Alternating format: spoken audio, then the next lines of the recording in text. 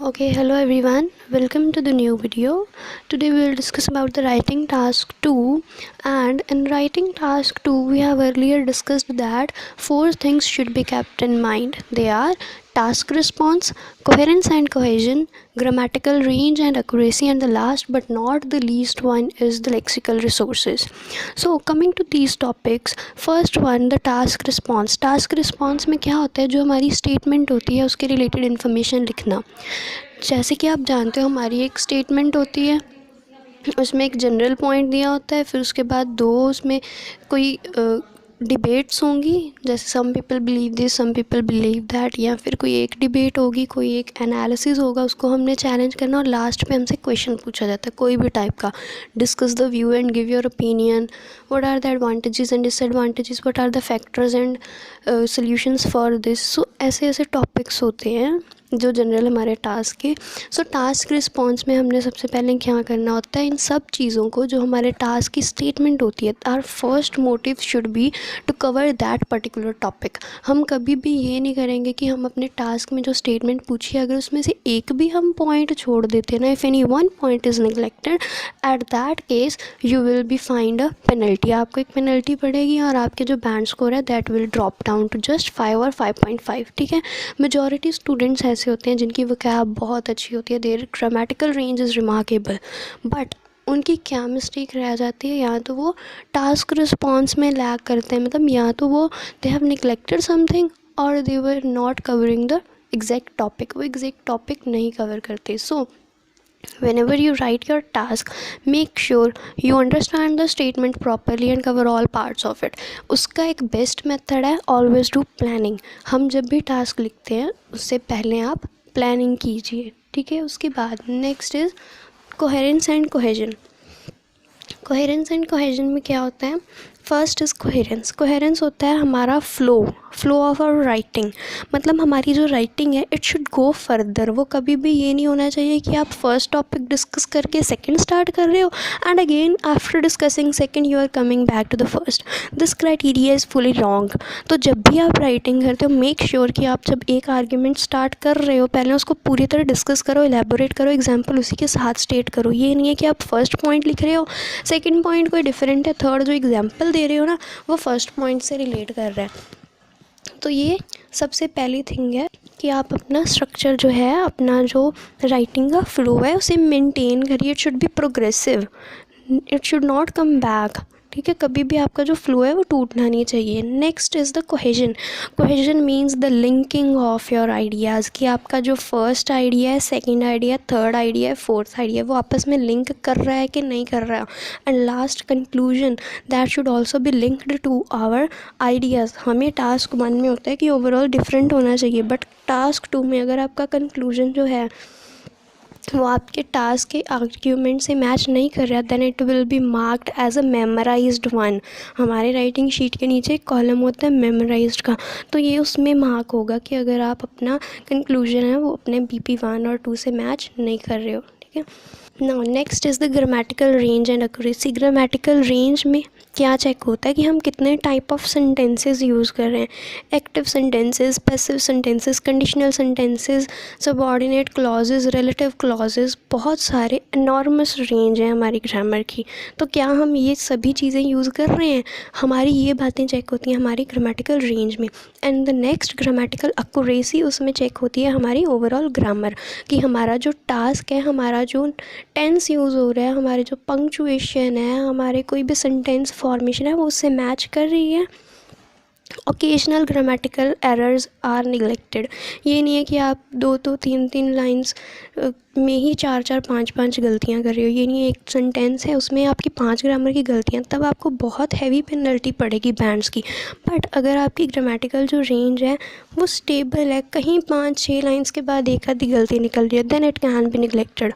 It will not create such a great problem. Now the last one is the lexical resources. Lexical resources means our vocabulary. और vocabulary में ये नहीं है कि हम कोई memorized words, memorized answers या फिर high level vocab याद कर रहे हैं जो हमारी fit नहीं हो रही। lexical resources में चेक होता है कि हम जो vocab यूज़ कर रहे हैं how natural is it, हमें वो आती है, हाँ, we know how to fit that exact word in an accurate sentence. क्या हम उस वर्ड को एक्यूरेटली एक सेंटेंस में फिट कर सकते हैं? This things are checked in the vocabulary, neither high level vocab nor a low level vocab. कुछ ऐसी बातें चेक नहीं होती। Just maintain your natural vocab list. जितनी वोकैब आपको नेचुरली याद होती है, आपको एग्जैक्ट यूजेज उसका आता है, उतनी वोकैब ही लिखिए।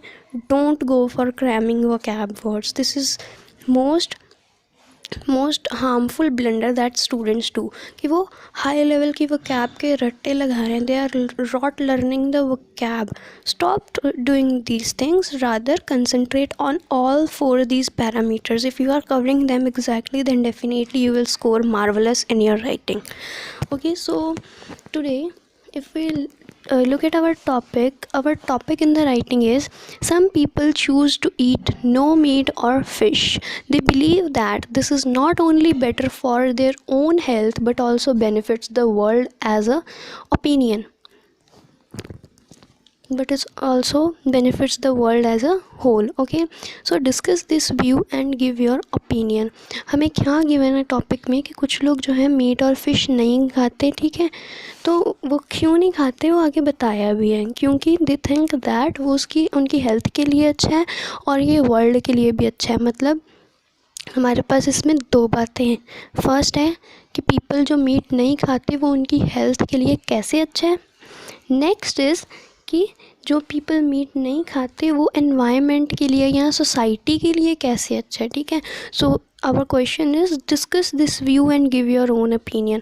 हमने पहले इस व्यू को डिस्कस करना है कि क्या वो एडवांटेजेस हैं उसके। अगर नहीं है तो हम अपने डिसएडवांटेज भी लिखेंगे। उस ओपिनियन जो हमारा पूछा है तो उसमें हम बताएंगे कि येस इसके इतने एडवांटेजेस नहीं हैं, ठीक है, रादर इसके डिसएडवांटेजेस हैं कि अगर वो मीट नहीं खाते।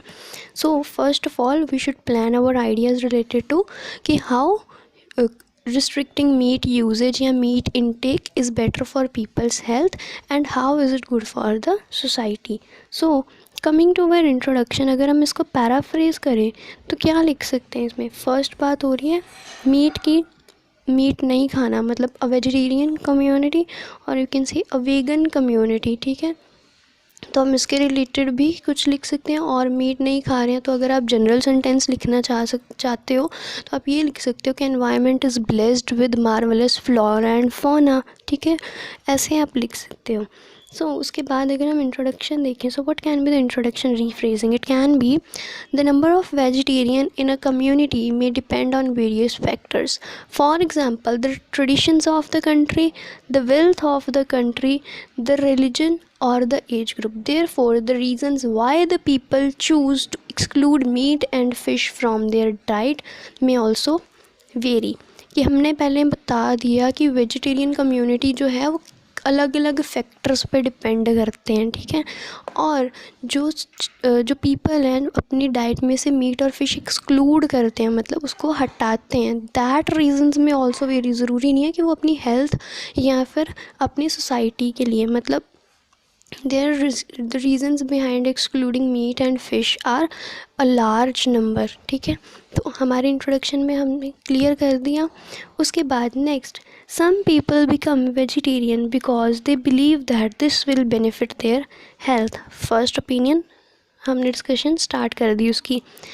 Undoubtedly eating too much meat, especially too much red meat, is not to be recommended. First point बताया कि जो रेड मीट है उसको खाना जो है it is not at all recommended. Moreover, the fact that there are healthy populations in some parts of the world where no one eats meat proves that it is not, as some people claim, an essential part of the human diet. कुछ लोग कहते हैं कि कुछ healthy populations हैं जहाँ पे कोई भी मीट नहीं खाता, ठीक है, और कुछ लोग कहते हैं कि it is an essential part of the human diet. However, it is important to ensure that enough protein, for example, is included in the diet from other sources where vegetarianism is not a tradition. This may require some careful planning. Last पे हमने बता दिया कि कुछ लोग जो हैं जो कहते हैं कि हमें मीट नहीं खाना चाहिए, they think that protein from other type of sources, that can be egg, milk products, dairy products. It is essential, and if vegetarianism is not common in your society then you require planning. अगर आपकी society में वेजिटेरियनिज़म का नहीं है tradition, सो अगर आप वेजिटेरियनिज़म opt करना चाहते हो then you should go for planning. In my experience it is quite common for people to become vegetarians because they feel that it is selfish to eat meat or because meat production increases global warming. अब हम social जो उसके factors हैं वो discuss कर रहे हैं. कुछ लोग कहते हैं कि मीट खाना सेल्फिश है because killing other animals for our hunger is just cruelty. Being humans we don't have right to kill any other animal because the biodiversity has full freedom. सारी बायोडाइवर्सिटी को, कोई प्लांट है कोई animal है, they all have full freedom. So that's why some people are saying that become vegetarians is good deed because eating meat is a selfish deed. और क्या हो रहा है कि मीट खाने से जो है मीट प्रोडक्शन से ग्लोबल वार्मिंग बढ़ती है. They may also feel that if no one ate meat there would be no food shortage because the meat production uses up food sources. Next वो पॉइंट कह रहे हैं कि फूड सोर्सेज जो हैं they are depleting as a cause of meat production. कि अगर कोई भी मीट खाएगा ही नहीं तो फूड जो शॉर्टेज है वो भी नहीं होगी बिकॉज जो मीट प्रोडक्शन है that requires heavy amount of oil, that requires heavy amount of condiments. The idealistic point of view is very attractive but it is hard to judge whether it is in fact correct. कि अभी भी ये unclear है कि it is correct or not. In some families, अब वो example state कर रहा है. In some families if a teenager decides to become a vegetarian they may do so partly out of a spirit of rebellion because this behavior can be interpreted as a criticism of their parents' way of life. कि ये जो है कई families हैं जहाँ पे meat खाना it is a habit, people are habitual to eating meat. There if a child goes against the wish of his or her parents then it is seen as a criticism of his parents and it is an act of rebellion. ठीक है. कुछ लोग कह रहे हैं कि अगर एक बच्चा जो है अपने पेरेंट्स के अगेंस्ट जाता है and becomes vegetarian then it is a act of criticism of the parents और पेरेंट्स उसको पसंद नहीं करते. However provided that conditional sentences provided that, तो यही होती है ग्रामेटिकल रेंज. प्रोवाइडेड दैट का मतलब होता है until. Coming to the sentence, however, provided that they continue to eat healthily, the parents should not raise objections in my opinion. कि अब अपना ओपिनियन हम दे रहे हैं कि जब तक जो चाइल्ड है वो हेल्दीली खाता है पेरेंट्स को कोई ऑब्जेक्शन उठाने की ज़रूरत नहीं है. इन माई vegetarianism is a valid choice in life. Moreover, search shows that vegetarians tend to be healthier in many ways than meat eaters. तो हमने अपना व्यू पॉइंट भी स्टेट कर दिया ना कि मेरे ओपिनियन में जो वेजिटेरियनिज़म है it is a valid choice in the life और जो वेजिटेरियंस हैं they are far more healthier than meat eaters. ठीक है. उसके बाद लास्ट पे conclusion. Personally I think that being a vegetarian is a good idea in principle as there are proven health benefits and probably social benefits as well. However, it does not suit everybody and I doubt whether it will ever be a universal choice. कि मैंने अपना opinion clear कर दिया कि vegetarianism is a good principle because उसके health और social जो advantages हैं they are very marvelous. But कई बातें हैं कि where it can not be individual choice, it can not be a universal choice because not every one has a wish to go for vegetarianism. This thing not at all suits everyone's personality, so it cannot be a universal choice at all.